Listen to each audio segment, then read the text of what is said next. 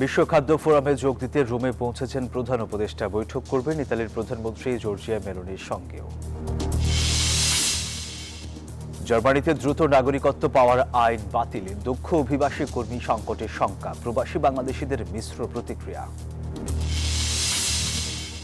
এবং মিউনিখ ম্যারাথনে লাল সবুজ পতাকা ওড়ালেন শিবশঙ্কর। 24 বার এই ইভেন্টে অংশ নিয়ে বাড়িয়েছেন দেশের গৌরব।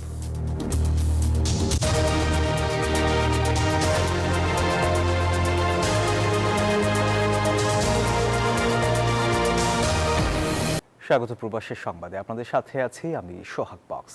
দেখছিলেন বিআরবি কেবল সংবাদ শিরোনাম, এবার বিস্তারিত। বিশ্ব খাদ্য ফোরামের বৈঠকে যোগ দিতে ইতালির রাজধানী রোমে পৌঁছেছেন প্রধান উপদেষ্টা মোহাম্মদ ইউনূস। রোববার স্থানীয় সময় বিকাল 5টায় সরকার প্রধান ও তার সফর সঙ্গীদের বহনকারী ফ্লাইট রোমের ফিউমিসিনো বিমানবন্দরে অবতরণ করে। প্রধান উপদেষ্টাকে সেখানে স্বাগত জানান ইতালিতে বাংলাদেশের রাষ্ট্রদূত এটিএম রকিবুল হক। এর আগে রোববার বাংলাদেশ সময় বেলা 11:30টায় প্রধান উপদেষ্টা ও তার সফর সঙ্গীদের বহনকারী বিমান হজরত শাহজালাল আন্তর্জাতিক বিমানবন্দর থেকে রোমের উদ্দেশ্যে যাত্রা করে। সফরসূচি অনুযায়ী ফোরামের মূল অধিবেশনে আমন্ত্রিত অতিথি হিসেবে বক্তব্য দেবেন প্রধান উপদেষ্টা মোহাম্মদ ইউনূস। পাশাপাশি তিনি ইতালির প্রধানমন্ত্রী জর্জিয়া মেলোনি এবং বিভিন্ন আন্তর্জাতিক সংস্থার প্রধানের সঙ্গে বৈঠক করবেন। এসব বৈঠকে খাদ্য নিরাপত্তা, দারিদ্র্য নিরসন ও টেকসই উন্নয়ন সহ বৈশ্বিক ইস্যু নিয়ে আলোচনা হবে।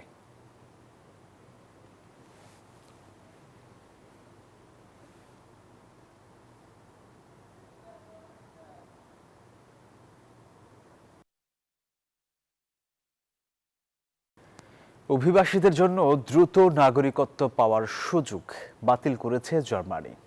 এতে হতাশ দেশটিতে আসা ভিনদেশি কর্মীরা। তবে আইনটি বাতিলে মিশ্র প্রতিক্রিয়া জানিয়েছেন প্রবাসী বাংলাদেশিরা। জার্মানি থেকে অনামিকা বড়ুয়ার তথ্যচিত্রে ডেস্ক রিপোর্ট। সাধারণত জার্মানিতে নাগরিকত্ব পেতে অভিবাসীদের কমপক্ষে 8 বছর দেশটিতে বসবাস করতে হয়। তবে গেল বছর শর্ত সাপেক্ষে তৎকালীন চ্যান্সেলর ওলাফ শলজ ফার্স্ট ট্র্যাক কর্মসূচি চালু করে এই সময়সীমা 8 থেকে 3 বছরে নামিয়ে আনেন।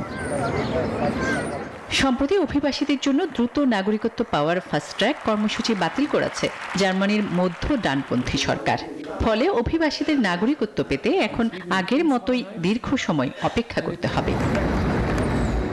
নয়া আইনে নাগরিকত্বের জন্য আবেদন করতে হলে সেই অভিবাসীদের অবশ্যই জার্মানিতে কমপক্ষে 5 বছর বসবাস করতে হবে, নিয়মিত পরিশোধ করতে হবে কর, দিতে হবে ভাষা শেখার প্রমাণ, রয়েছে সে দেশের আইন মেনে চলার বাধ্যবাধকতাও। এতে দক্ষ অভিবাসীদের অনেকে হতাশা প্রকাশ করলেও আইনটি বাতিলে ভালো মন্দ দুই দিকেই দেখেছেন প্রবাসী বাংলাদেশিরা। অনেক বাংলাদেশি স্কলার আছেন যারা উচ্চশিক্ষার জন্য এখানে এসেছেন, তারা আসলে ক্ষতিগ্রস্ত হবে এই আইনটার কারণে। অনেকে আছে এদেশে এসে জার্মান পাসপোর্টটা নিয়ে অন্য দেশে গিয়ে কাজ করছেন, সেক্ষেত্রে জার্মানি অনেক ক্ষতিগ্রস্ত হচ্ছে।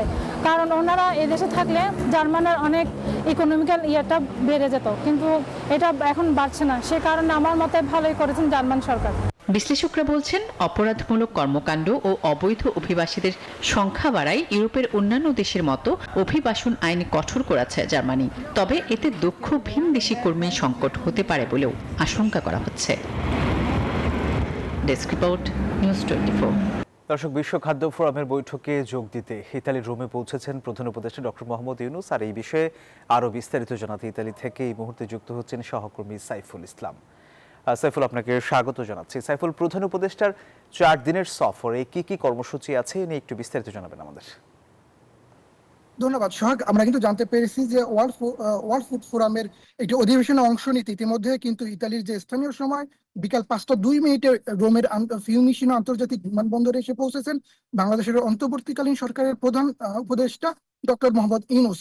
এবং ডক্টর মোহাম্মদ ইউনূস আসার পরে কিন্তু বিমানবন্দরে তাকে রিসিভ করেছেন ইতালিতে নিযুক্ত বাংলাদেশের রাষ্ট্রদূত জনাব মোহাম্মদ রকিবুল হক। এরপর তিনি নিরাপত্তার কারণে আমরা এখনো জানতে পারিনি তিনি তাকে কোন হোটেলে নিয়ে যাওয়া হয়েছে এবং তিনি এখানে সেই অধিবেশনে একজন আমন্ত্রিত অতিথি হিসেবে বক্তব্য দিবেন এবং বক্তব্য দেওয়ার পরে এবার হচ্ছে তিনি সবকিছু ঠিক থাকলে এই চলতি মাসের 15 তারিখে তিনি আবার রোম থেকে বাংলাদেশে চলে যাবেন। তবে এই 4 দিনের মধ্যে স্থানীয় যে প্রবাসী বাংলাদেশিদের সাথে এখন পর্যন্ত তার কোনো বৈঠক শিডিউল করা হয়নি। তবে জাতিসংঘের বেশ কিছু হাই প্রোফাইল ব্যক্তির সাথে তার বৈঠক হওয়ার কথা রয়েছে। সেই সাথে প্রধানমন্ত্রী জর্জা মেলোনির সাথে যদিও অনেক মিডিয়া প্রকাশ করেছে প্রধানমন্ত্রী জর্জা মেলোনির সাথে তার বৈঠক হবে, তবে এখন পর্যন্ত ইতালির প্রধানমন্ত্রী জর্জা মেলোনির পালাচ্ছো থেকে বা কোনো অফিসিয়ালি ভাবে সেখান থেকে কোনো বক্তব্য পাওয়া যায়নি যে জর্জা মেলোনির সাথে তার কোনো বৈঠক রয়েছে কিনা। তবে আমরা যেটি জানতে পেরেছি যে ইতালির যে বিএনপির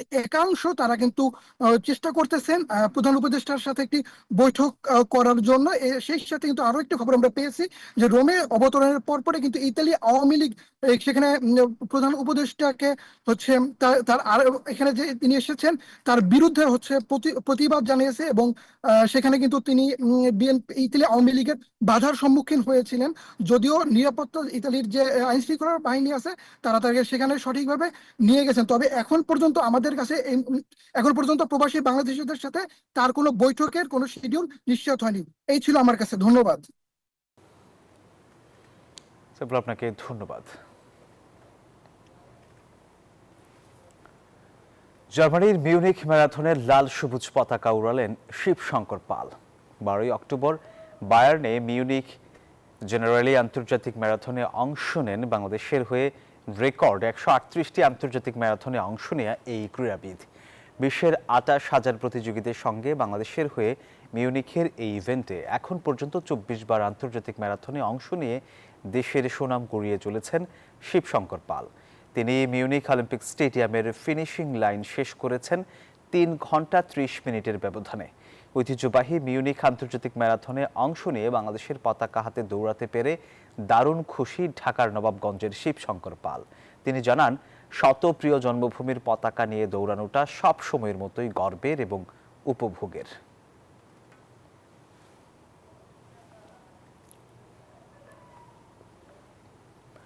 সঠিক ও মানসম্পন্ন সংবাদ উপস্থাপনে সাংবাদিকদের আরও দায়িত্বশীল ও সতর্ক হতে হবে, এমন মন্তব্য করেছেন বাংলাদেশ সংবাদ সংস্থা বাসসের চেয়ারম্যান ও দৈনিক ইত্তেফাকের যুগ্ম সম্পাদক আনোয়ার আলদিন। লন্ডন বাংলা প্রেস ক্লাবের আয়োজনে ফিউচার অব নিউজ শীর্ষক আলোচনায় সভায় এই মন্তব্য করেন তিনি। বলেন, ডিজিটাল মাধ্যম, সোশ্যাল মিডিয়ার প্রভাব এবং সাম্প্রতিক এআই এর সংযোজনে মৌলিক সংবাদের ভবিষ্যৎ নিয়ে শঙ্কিত তিনি।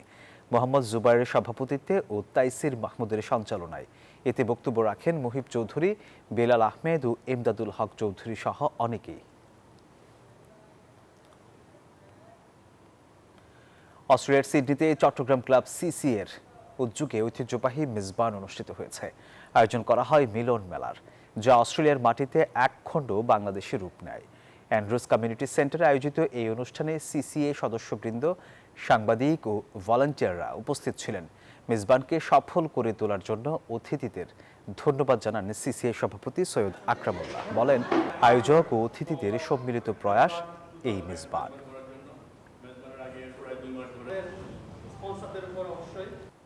এখানে আমার কাছে মনে হচ্ছে যে 4,000 লোককে আপনারা আতিথ্যতার জন্য আপনারা প্রস্তুত ছিলেন। সেখানে আপনারা আমার কাছে যেটা মনে হচ্ছে যে 5,000-এরও বেশি অতিথি ওখানে উপস্থিত ছিল। আমার কাছে একজন ইন্ডিভিজুয়াল মানুষ হিসেবে মনে হচ্ছে যে এই আতিথ্যতা মানে এটা বলার অপেক্ষা রাখে না। সংযুক্ত আরব আমিরাতে ব্যবসা বাণিজ্যের প্রসার ঘটিয়ে দেশের ভাবমূর্তি উজ্জ্বলের পাশাপাশি দেশের রেমিটেন্স বৃদ্ধিতেও ভূমিকা রাখছেন নারী উদ্যোক্তারা। এরই ধারাবাহিকতায় বাংলাদেশের এই সংস্কৃতি ধরে রাখার প্রত্যয় নিয়ে আমিরাতে কয়েক বছর আগে যাত্রা শুরু করে বাংলাদেশ লেডিস ক্লাব। সম্প্রতি জাঁকজমকপূর্ণ আয়োজনে অনুষ্ঠিত হলো এর 7ম প্রতিষ্ঠা বার্ষিকী। অনুষ্ঠানে ছিল দেশীয় পণ্যের মেলা ও সুস্বাদু পিঠাপুলির পসরা। সেখানে ভিড় করেন প্রবাসী বাংলাদেশিরা। ছিল মনোজ্ঞ সাংস্কৃতিক সন্ধ্যাও। বাংলাদেশ লেডিস ক্লাব সবসময় সামাজিক ও সাংস্কৃতিক কাজ করে চলে। আমরা সবসময় চেষ্টা করি নারী ও শিশুদের নিয়ে কাজ করার জন্য। আমাদের প্রতি বছর আমরা নারী উদ্যোক্তাদের জন্য বিভিন্ন মেলার আয়োজন করি। এবারের মেলায় আমাদের 25 জন নারী উদ্যোক্তা অংশগ্রহণ করেছে। এর মধ্যে নবীন উদ্যোক্তাই অনেক। আমি মনে করি যে বাংলাদেশ লেডিস ক্লাব ওই একটা প্ল্যাটফর্ম যেখান থেকে আমার মতো আরো অনেকগুলো নারী উদ্যোক্তা একসাথে কাজ করতে পারছে। বাংলাদেশের কালচার এবং সংস্কৃতিকে তুলে ধরার জন্য আমাদের এই স্টলে যেগুলো আইটেম আছে, প্রথমে তাঁতের শাড়ি যেটা আমরা রাজশাহী থেকে সংগ্রহ করছি, আর যে প্রোডাক্টগুলো এসেছে যেখান থেকে বাংলাদেশ থেকে আমরা সবগুলো নিয়ে এসেছি বাংলাদেশি প্রোডাক্ট। লন্ডনে ক্যান্সার, হৃদরোগ, ডায়াবেটিক্সের ঝুঁকি কমানো সহ নানা স্বাস্থ্য সচেতনতা বিষয়ক সেমিনার অনুষ্ঠিত হয়েছে। হেলথ ফর চেঞ্জের আয়োজনে হোয়াইট চ্যাপেলের কলিউড হলে এই সেমিনার অনুষ্ঠিত হয়। এতে বক্তব্য রাখেন হোমার্টন হাসপাতালের হেমাটো অঙ্কোলজি বিভাগের চিকিৎসা বিজ্ঞানী doctor MD Jafar Sadiq, general practitioner doctor Shamim Ara Khan, Albion health centre লন্ডনের জিপি ডক্টর ইমরুল কায়েস।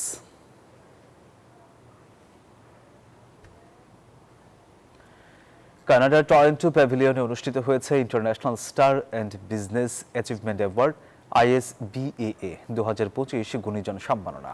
অনুষ্ঠানে শিল্প, সাহিত্য, সমাজ কল্যাণ ও নিজ নিজ পেশাগত দক্ষতা অর্জনে সম্মাননা প্রদান করা হয়। অনুষ্ঠানের বর্ণিলে সাংস্কৃতিক সন্ধ্যায় সঙ্গীত পরিবেশন বাংলাদেশের জনপ্রিয় শিল্পী এসআই টুটুল, সালমা ও মহিতুষ তালুকদার। এ সময় শিল্পীরা তাদের জনপ্রিয় গানে মাতিয়ে রাখেন দর্শকদের।